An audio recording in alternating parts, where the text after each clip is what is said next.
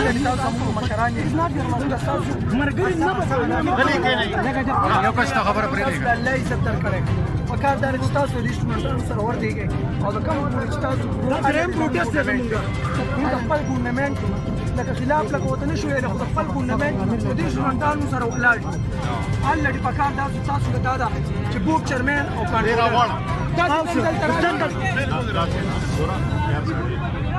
تاسو لاس کسان شئ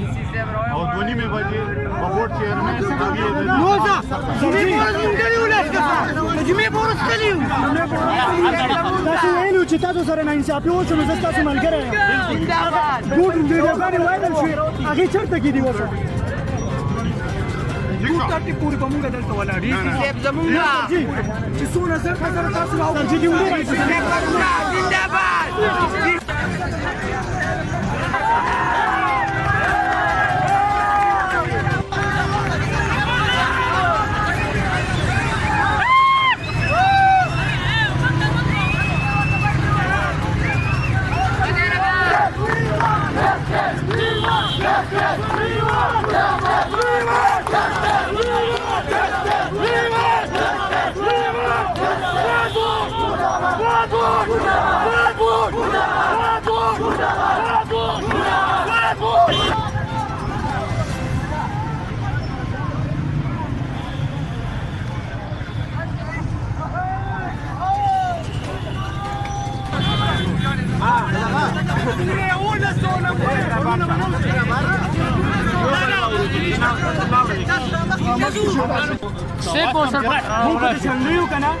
مونږ ایسی سے پرون الته کتلی او ایسی سے مونږ مطلب تاسو مطالبه ایسی ته پته دي ایسی ته پته ایسی او تاسو زموږ مطالبه نه حل کوئ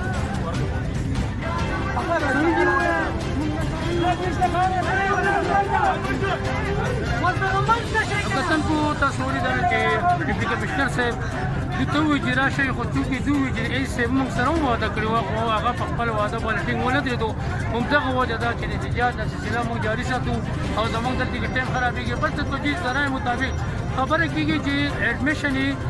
په کالجونو کې په 5 تاریخ کېږي او ریچیکینګ رزلټ په 12 تاریخ راوځي زه حیران یم چې په 12 تاریخ باندې د ریچیکینګ د سټوډنټانو رزلټ راوځي نو چې اډمیشن شوي او کلاسونه پوره شوي نه هغه به څه کوي